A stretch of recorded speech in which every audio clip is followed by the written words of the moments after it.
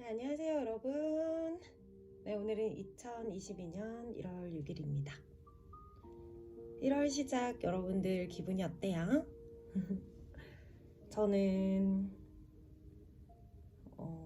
월 초에 조금 힘들었다가 내 마음의 평정을 유지하려고 노력을 하고 또 제가 늘 하는 방생과 기도와 그리고 행운을 부르는 일들을 노력을 하고 나니 조금씩 뭔가 꼬여있던 그런 부분들이 풀려가는 기분인 것 같습니다. 마음을 평정하게 하고 평온하게 하는 것은 기도만한 거에 없다고 저는 생각을 합니다. 그래서 그 부분에 있어서 이렇게 독송을 할 수 있는 지금 상태도 정말 행복하다고 생각을 합니다.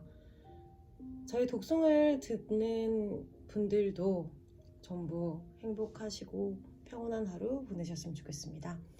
자, 오늘은 우리말 법화경 묘법 연화경 제2권 제사 신해품 독송해 보도록 하겠습니다. 그때 해명수보리와 마하가 전령과 마하가석과 마하목건련이 부처님으로부터 일찍이 듣지 못했던 법문을 듣고 또 세존께서 사리불에게 안욕따라 삼맥삼보리의 수기를 주시는 것을 보더니 매우 희유하다고 생각하며 뛸 듯이 좋아하였다. 곧 자리에서 일어나 옷을 정돈하여 오른쪽 어깨를 드러내고 오른쪽 무릎을 땅에 꿇은 채 일심으로 합장하고 허리를 굽혀 공손히 부처님의 조난을 우러러 보며 사려었다. 저희들은 승가의 상수로서 나이도 많고 스스로 이미 열반을 얻었으니 더 이상 할 일이 없다고 생각해서 더 정진하여 안욕따라 삼맥삼보리를 구하려고 아예 생각조차 하지 않았나이다. 세존께서는 이미 오래전부터 설법하셨으며 당시 저희들은 늘 법문 듣는 자리에 있었으나 몸이 피곤하고 게을러서 다만 공과 무상과 무장만 생각하였습니다. 그래서 무사리 닦아야 할 법과 자유롭게 신통 부리며 부처님의 국토를 깨끗이 하고 중생을 성취시키는 일에 대해서는 마음으로부터 시큰둥해 있었습니다. 왜냐하면 세존께서는 저희들로 하여금 상계에서 벗어나 열반을 얻게 하셨고 또 저희들도 이제 나이가 들게 되자 부처님께서 보살을 교화하시는 안욕따라 삼맥삼보리에 대해서 한 번도 괜찮다고 부러워하지 않았던 탓입니다. 그런데 지금 저희들은 부처님 앞에서 성문에게도 안욕따라 삼맥삼보리의 수기를 주시는 것에 대해 듣고 나니까 마음이 너무 환희하여 일찍이 없던 희유함마저 느끼게 되었습니다. 지금 후련히 희유한 법에 대해 듣고 나자 스스로 생각해도 정말 다행스러운 정도로 너무 크고 좋은 이익을 얻게 되었나이다. 즉 한량없이 중요한 보배들을 일부러 구하지 않았는데도 저절로 얻은 셈이옵니다. 세존이시여, 저희들이 이제 알기 쉽게 비유를 들어서 이 뜻을 밝히겠습니다. 예를 들어 어떤 사람이 나이 어릴 적에 아버지와 헤어지게 되어 다른 나라에서 10년, 20년, 아니 50년이나 오랫동안 떠나 살게 되었습니다. 나이는 많은 데다 공공하여 사방으로 비럭질하며 의식을 구하였는데 우연히 본국으로 차츰 향하게 되었답니다. 그 아버지는 이전부터 아들을 찾아다니다가 아직 찾지 못하고 어느 성에서 잠시 머물고 있었습니다. 그 집은 아주 부자여서 재물이 한량없이 많으니 금은, 유리, 산호, 호박, 파려, 진주 등 온갖 보배들이 창고마다 가득 찼습니다. 하인과 청지기와 신하, 보좌관, 관리인, 일반인들도 아주 많이 있었고 코끼리, 말, 수레, 소, 양들도 헤아릴 수 없이 많았습니다. 게다가 전곡을 빌려주고 받는 이익금으로 타국과 무역을 하였으니 장사하는 상인과 손님들도 역시 많아서 매우 북적거렸습니다. 그때 빈궁한 아들은 여러 마을을 비럭질로 떠돌며 나라와 몇몇 고을을 지나다가 마침내 아버지가 살고 계시는 성에까지 이르게 되었습니다. 아버지는 늘 아들을 생각하였습니다. 헤어진 지 벌써 50여 년이나 되었거늘 하지만 여태까지 어느 누구에게도 그 사실을 말한 적이 없었습니다. 그냥 혼자서만 생각하고 마음으로 한탄하면서 또 생각하되 나이는 자꾸 늙어만 가는데 재물은 산더미처럼 불어나는구나. 아무리 금과 은 등 각종 중귀한 보배들이 창고마다 가득하더라도 자식이 하나도 없으니 내가 하루아침에 죽고 나면 재물도 산산이 흩어져 버릴 것이 아닌가. 이렇게 재산을 물려줄 사람이 없어서 은근히 매양 그 자식만을 기다리며 또 생각하기를 내가 만약 자식을 만나서 재물을 전해줄 수 있다면 마음이 홀가분하고 즐거워서 아무런 근심 걱정이 없으련만. 세존이시여, 그때 빈궁한 아들은 품팔이로 전전하다가 아버지가 사는 집에 우연히 이르게 되었습니다. 대문 옆에 서서 멀리 그 아버지를 바라보자니 사자장에 걸터앉아 보베개에 발을 올려놓고 있었습니다. 그리고 많은 바라문과 찰리와 거사들이 공경이 둘러서서 모시고 있었습니다. 아버지는 값이 10,000냥이나 되는 듬직한 진주 영락을 몸을 치장하였고, 관리인과 일반인 그리고 하인과 시종들이 손에 흰 불자를 들고 좌우에 서 있었습니다. 게다가 보배 휘장을 치고 온갖 꽃번을 들여입었으며 향수를 땅에 뿌리고 여러 가지 이름난 꽃잎을 흩뿌렸습니다. 더욱이 각종 보물들을 벌려놓은 채 내어주고 받았나니 이처럼 여러 가지로 장엄함의 위엄과 덕이 한층 높아 보였습니다. 빈궁한 아들은 아버지의 커다란 세력을 확인하자 곧 두려운 마음을 품고 여기까지 온 것을 후회하며 속으로 가만히 생각하였습니다. 저분은 왕이나 왕족일 것이야. 내가 품을 팔아 삭을 받을 만한 곳이 아니로구나. 그러니 차라리 가난한 동네로 가서 일할 땅이 있으면 내 힘껏 일하고 벌어서 의식을 얻는 편이 낫겠다. 자칫 여기서 오래 머물거리고 있다가는 강제로 붙들려 일을 하게 될지도 모르겠구나. 와우. 이렇게 생각하고는 급히 그곳을 떠났습니다. 당시 부유한 장자는 사자자의 자기 아들이 온 것을 이내 알아채고 마음으로 크게 기뻐하며 이렇게 생각하였습니다. 나의 창고에 가득 찬 재물들을 물려받을 사람이 이제 제 발로 왔구나. 아무리 생각해도 만날 수가 없더니만 호련히 제 발로 직접 찾아왔으니 이것이야말로 내가 바라던 바가 아닌가.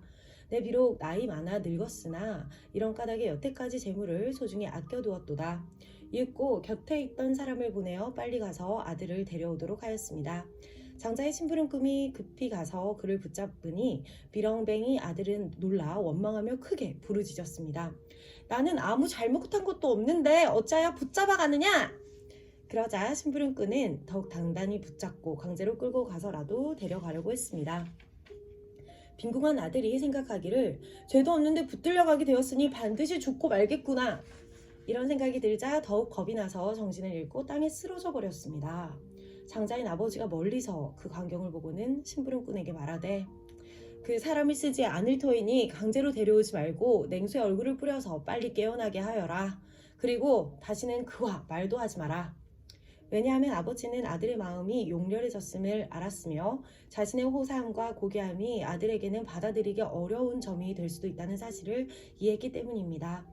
그래서 자기 아들인 줄 알면서도 일부러 어떤 사람에게도 그가 자기 아들이라고 말하지 않는 채 심부름꾼에게 다음과 같이 말하도록 시켰습니다.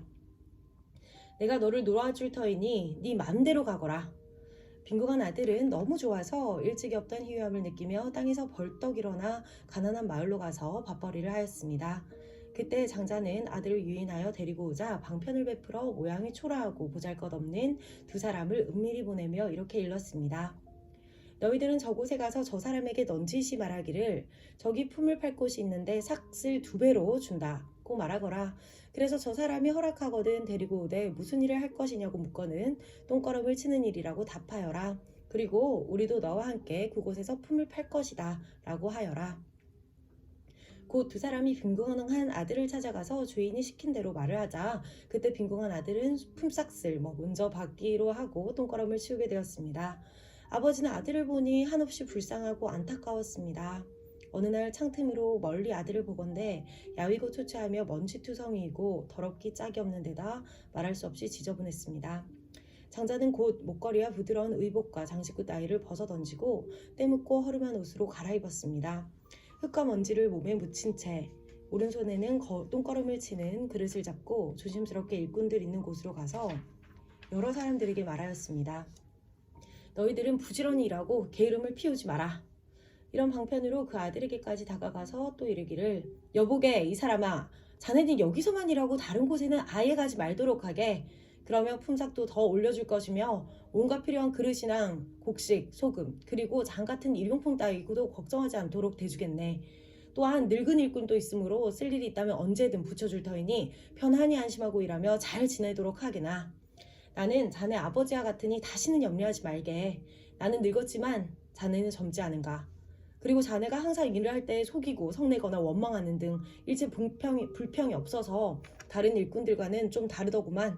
따라서 이제부터는 내 친자식처럼 여기겠네. 이리하여 장자는 빈궁한 아들에게 이름을 다시 지어주며 우리 아이라고 애칭을 불렀습니다. 그때 빈궁한 아들은 비록 이렇게 대우받는 것이 기쁘기는 했지만 그래도 자기 생각에는 객지에서 온 천한 사람이거니 하여 20년 동안이나 똥걸음만 치고 살았습니다. 이렇게 지내는 동안 마음으로 서로 알고 믿게 되어 출입이 무난해졌는데도 그가 머무는 곳은 여전히 본래 있던 누추한 데를 벗어나지 못했습니다. 세존이시여, 그때 장자가 병이 들어 스스로 죽을 날이 멀지 않았음을 알고 빈궁한 아들에게 말하였습니다. 지금 나에게는 금과 은, 증귀한 보배들이 창고마다 아주 잔뜩 있도다. 그 가운데 어떤 게 많고 적은가, 또 무엇을 내어주고 받아야 하는가 따위를 이제 네가 다 알아서 하여라. 내 마음이 이러하니 내 뜻을 잘 받들어 처리하도록 하여라. 왜냐하면 이제 너와 나는 거의 똑같기 때문이니 더욱 조심해서 소홀히 하거나 실수하지 말지어다. 그때 빈궁한 아들은 곧 분부를 받들어 여러 재산과 금은의 진귀한 보배들이 들어있는 모든 창고들을 맡아서 처리하였습니다. 그렇지만 단 한 푼도 그냥 가지려는 뜻이 없었고 머무는 곳도 여전히 본래 있던 곳이었으며 하열한 마음 역시 극복하지 못하였습니다. 다시 얼마가 지난 후에 아버지는 아들의 마음이 점점 커져서 큰 뜻을 지니게 되었고 지난날 소심하게 생각했던 것을 후회하고 있는 것을 알아차리게 되었습니다. 목숨을 마칠 때가 다가오자 장자는 아들에게 분부하여 친족들과 국왕 대신 찰리 거사들을 모두 다 모이게 해놓고 직접 선언하였습니다. 여러분, 사실 이 아이는 나의 친아들입니다. 내 진짜 혈육이건만 어떤 성에서 헤어져 자그마치 50여 년 동안이나 홀로 헤매다니며 갖은 고생을 겪었답니다. 이 아이의 본래 이름은 아무개이고 나의 이름은 아무개입니다. 그 옛날 잃어버린 성에서 혼비백산하여 찾느라고 무척 애를 썼으나 끝내 만나지 못하다가 뜻밖의 이곳에서 만나게 되었습니다. 이 아이는 나의 아들이고 나는 진짜 이 아이의 아버지입니다. 이제 내가 소유한 재물들은 전부 다 아들의 소유이며 예전부터 내어주고 받아들이던 출납관계의 온갖 일들도 앞으로 이 아들이 다 알아서 할 것입니다. 세존이시여, 이때 빈궁한 아들은 아버지의 그 말을 듣고 너무나 좋아서 일찍이 없던 희유함을 느끼며 혼자 생각하기를 나는 본래 재물에 대해 조금도 바라는 마음이 없었는데 지금 이 엄청난 보배 창고가 저절로 굴러왔도다.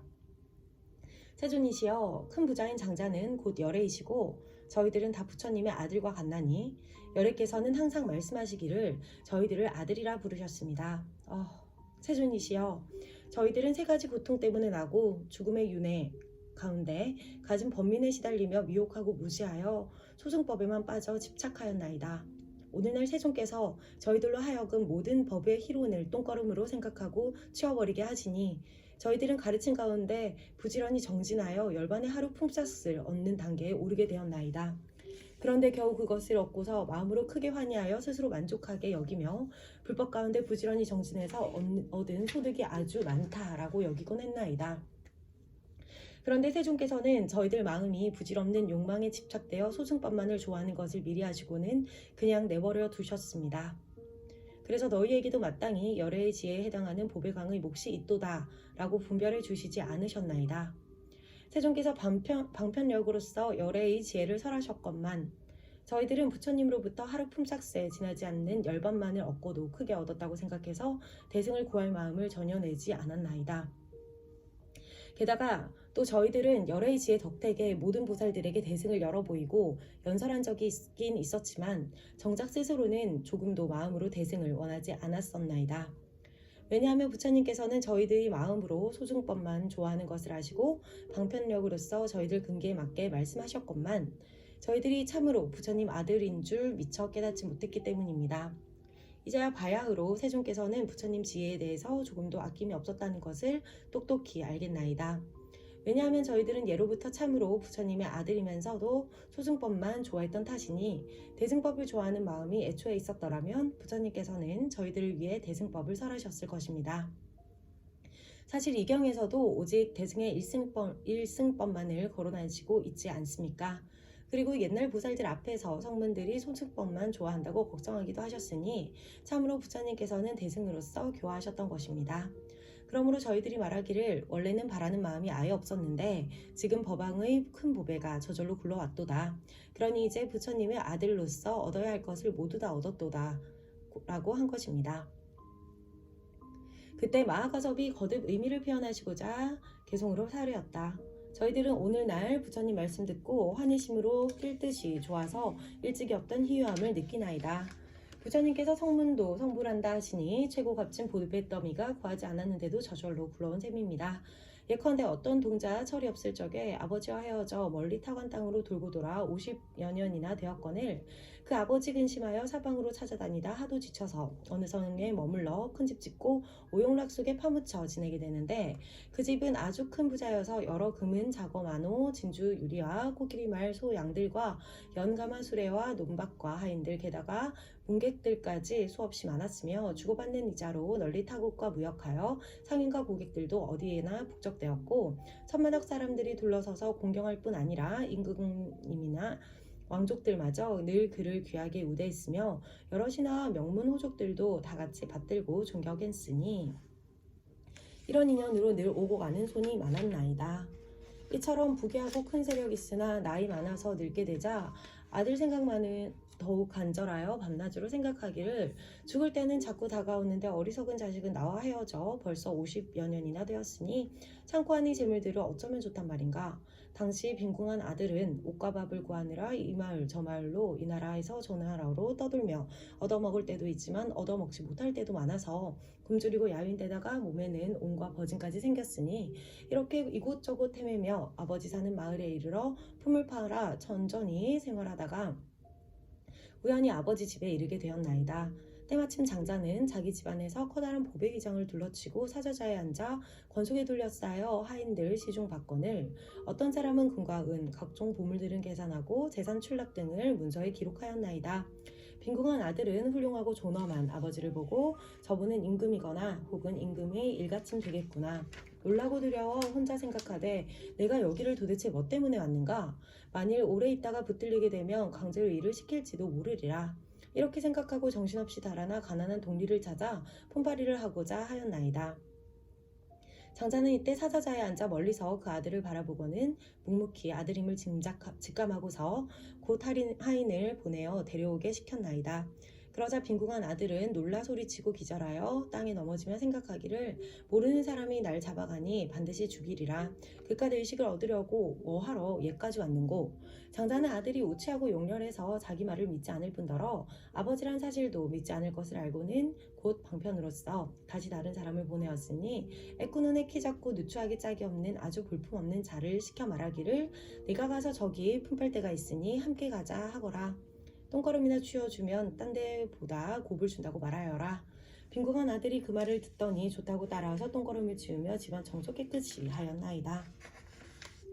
장자가 창틈으로 항상 그 아들을 내다보건대 아들이 용렬해서 천한 일 좋아하는 것을 염두에 두고 이에 때묻고 더러운 옷으로 갈아입고서 거름치는 똥통을 직접 손에 든 채 방편으로 아들 처소에 가까이 다가가 부지런히 일하도록 당부하며 말하되 이제 너희 품삯도 올려주고 발에 바르는 기름도 줄 것이며 음식도 넉넉하게 주고 자리도 따뜻하게 해주리라. 다시 간절히 타이르기를 너는 마땅히 부지런히 일하도록 하여라. 또 부드럽게 말을 하되 너는 마치 나의 자식과 같도다. 장자가 지혜로워 점차 그로 하여금 출입시키면서 20년을 지내도록 집안일을 보살피게 하고 금은 진주 파려 등 온갖 보배를 있는 대로 보여주며 주고받는 모든 살림살이도 다 맡아서 처리하게 하였나니 그렇지만 아들은 여전히 대문 밖 초가집에 거처하면서 스스로를 가난뱅이라 여겼으며 아무리 좋은 물건이라도 내 것은 하나도 없도다. 아버지는 차츰 자식의 마음이 점점 커지는 것을 알고 재물을 물려주고자 친족들과 국왕 대신 찰리, 거사들을 모아놓고 모든 대중들에게 말하기를 이 사람은 나의 친아들입니다. 나와 헤어져 다른 곳에 간 지 자그마치 50년이나 지났으며 자식을 만난 지도 벌써 20년이 되었습니다. 옛적 어느 성에서 이 녀석을 잃어버렸는데 정신없이 돌아다니다가 찾다가 지금 이곳에까지 온 것이니 나의 모든 소유물과 집이랑 하인 등을 다 그에게 물려주어 쓰고 싶은 대로 마음껏 쓰게 하렵니다. 옛날에는 가난하고 뜻도 하열했건만 지금은 아버지 집에서 귀한 보배와 습을 포함한 일체 재물을 죄다 얻었노라. 아들은 크게 환희하여 일찍이 없던 희유함을 느꼈나이다. 부처님께서도 이와 같으사 저희가 소송을 좋아하시는 줄 아시고 일찍이 너희들도 성불할 수 있다고 말씀하지 않으신 채 단순히 저희들에게 여러 무루법을 얻어 소승법을 성취한 성문제자라고만 말씀하셨나이다. 부처님께서 저희들에게 최상의 진리를 설하라고 분부하셨으며 이 최상의 진리를 닦으면 반드시 성불한다고 하셔서 저희는 부처님 가르침을 받드느라 대보살들을 위하여 온갖 인연과 여러 가지 비유와 갖가지 말로써 위없이 높은 진리를 설하곤 하였나이다. 많은 불자들이 저희들로 하여금 법을 듣고 밤낮으로 사색하며 부지런히 가르침을 닦아 익히더니 당시 모든 부처님들께서 곧 그들에게 수기를 주시되 너희들은 앞으로 오는 세상에 마땅히 부처님이 되리라. 모든 부처님의 비밀스러운 법을 보살들만 위해 참된 실상을 연설해 주었을 뿐 어리석게도 저희 자신을 위해서는 참되고 요긴한 이치를 설하지 않는 꼴이 되었으니 마치 저 빈궁한 아들이 아버지를 가까이 모시고 비록 모든 살림살이 맡긴 했으나 꿈에도 제 것으로 생각하지 않았던 것처럼 저희들도 불법의 가장 보배 같은 가르침을 남에게 설하기만 하고 직접 내 것으로 삼으려는 원력이 없었으니 저 빈궁한 아들과 진비 없었나이다. 저희들은 안으로 번뇌 끄는 것만을 스스로 흐뭇하게 여겨서 오직 그 정도만 최고로 알고 다시 다른 일은 아예 생각도 못 듣기에 저희들은 부처님 세계를 깨끗이 해야 하고 중생을 교화해야 한다는 말씀을 듣고서도 도무지 기쁘게 여기지 않았나이다. 왜냐하면 일체법은 공적하여 생기거나 사라지는 것도 없고 크고 작은 것도 없으며 번뇌도 없고 함도 없나니 이렇게 생각하자 별로 기꺼운 마음이 들지 않았나이다. 저희들은 오랜 세월 부처님 지혜에 대해 사무치게 탐내거나 집착하지도 않았고 마음으로 더 바라지도 아니한 채 스스로 얻은 법만을 구경이라 생각하였나이다. 저희들이 오랜 세월 공안법을 닦고 익혀 삼계의 고뇌와 근심을 벗어나 채우시는 유여 열반 경지에 머물렀음에 부처님의 교화를 잊고 헛되지 않게 진리를 얻은 것이니 곧 이미 진리를 깨달았으므로 부처님 은혜에 보답한 것이라 여겼던 것입니다. 저희들은 많은 불자들에게 보살법에 대해 말해주어 불도를 구하도록 했으면서도 정작 그 법을 전혀 원치 않았나이다. 도사께서 그냥 내버려 두신 것은 저희의 마음을 관하여 잘 아셨기 때문이니 그래서 처음부터 실다운 이익이 있다고 말해서 나가도록 권장하지 아니하셨던 것입니다. 마치 부유한 장자가 아들의 뜻이 하열함을 알고 방편의 힘으로 그 마음을 부드럽게 조복한 다음에야 모든 재물을 물려준 것과 마찬가지로 부처님께서도 이와 같이 희유한 일을 놔두사 저희가 소승법을 좋아하는 것을 아시고 방편의 힘으로 마음을 조복하신 뒤에야 대승의 지혜를 가르쳐 주셨나이다. 저희들은 오늘에야 일찍이 없던 희유함을 느끼며 애초에 바라지도 않았던 것을 지금 저절로 얻게 되었으니 저 빈궁한 아들이 한량없는 보배를 얻은 경우와 다름없나이다. 세존이시여, 저희는 지금 도를 얻고 과일을 얻어서 무릇법에 대해 청정한 안목을 얻었나니 저희들은 오랜 세월 동안 부처님의 깨끗한 계율을 지킨 끝에 비로소 오늘날 그 과보를 얻게 된 것이며 법왕의 법 가운데 오래도록 깨끗한 범행을 닦아서 이제야 무르의 위협고 높은 큰 과일을 얻게 되었나이다. 저희들은 지금에서야 참된 성문이니 불도의 소리로서 일체 중생들로 하여금 듣게 하겠나이다. 저희들은 지금에서야 참된 아라한이니 모든 세간의 하늘 천신과 사람과 마구니와 범천 등 널리 그 가운데에서 응당 공양받을 마음은 하나이다. 세존의 크신 은혜 드물게 희유한 일로서 대비로 교화하시어 저희들을 이익되게 하시니 무량억겁에 누가 능히 그 은혜를 갚을 수 있으리까. 손과 발 공양하여 바치고 머리 숙여 예경드리며 일체 온갖 것으로 공양드린다 해도 그 은혜 다 갚을 수 없으며 머리 위에 이고 두 어깨에 업고 다니면서 황하의 모래알처럼 오랜 세월 정성껏 공경하고 맛 좋은 음식과 한량없는 보배옷, 좋은 친구와 여러 가지 탕약으로 공양드리며 우두 전단향과 여러 진귀한 보배로 탑을 세우고 보배옷을 땅에 펼치는 등 이런 온갖 것으로 황하의 모래알처럼 오랜 것 동안 공양하더라도 다 갚을 수 없나이다. 모든 부처님 희유하사 무량무변의 불가사의한 큰 신통력이 있으시며 법례 없고 함이 없는 모든 법의 왕이시건만 하열한 자를 위하여 일승의 가르침을 참고 말씀하시지 않은 채 상에 매인 범부 중생들의 근기에 맞게 설법하셨나이다. 모든 부처님들께서 법에 자제하시어 중생들의 온갖 욕망과 의지력을 아시고 중생이 감당할 수 있는 정도에 맞게 한량없는 비유로 법을 설하시되 여러 중생들 숙세의 성근을 따라서 성숙한 근기와 그렇지 못한 근기 살피시어 각가지로 헤아리고 분별하여 아시고는 근기에 맞게 일승도를 삼승으로 설하셨나이다. 맞아요. 신해품. 신해품 읽고 나니까 왜 이렇게 전율이 흐르죠? 맞습니다.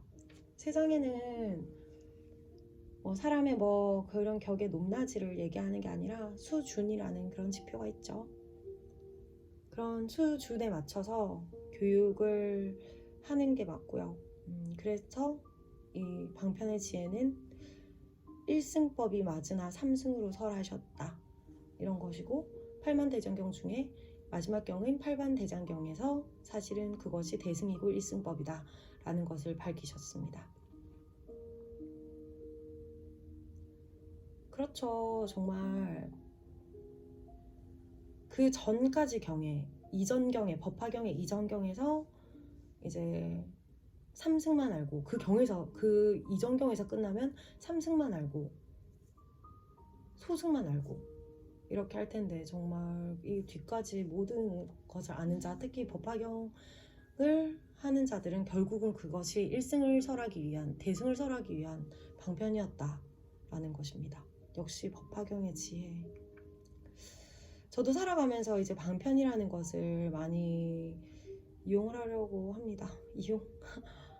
그전에는 무슨 일에 있어서 감정이 앞세워져서 방편이고 뭐고 그런 것도 없었는데, 이제 화도 끊고 이제 살아가는 것에 대해서 어느 정도 이해를 하고 나니, 이게 이럴 때는 방편으로 어떤 게 필요하구나, 이 정도 이제 깨닫고, 방편이 필요할 때는 내 마음과 같지 않아도 매몰차게 할 때가 또 있어야 된다는 그런 생각이 최근 들어서 들게 되어 굳은 마음으로 살아가고 있는 요즘입니다. 벌써 1월이 된 지 일주일이 다 되어갑니다. 6일이 지났죠. 1월 6일입니다. 여러분들 하루가 쌓여서 3일이 되고 5일이 되고 7일이 되고 7일이 쌓여서 한 주가 되고 2주가 되고 3주가 되고 그 주들이 쌓여서 한 달이 되고 그 달들이 쌓여서 1년이 됩니다. 매일매일 정진하는 그런 법화경의 행자가 됩시다. 오늘도 행복한 하루 되세요. 세계 평화와 일체 중생의 행복을 위하여.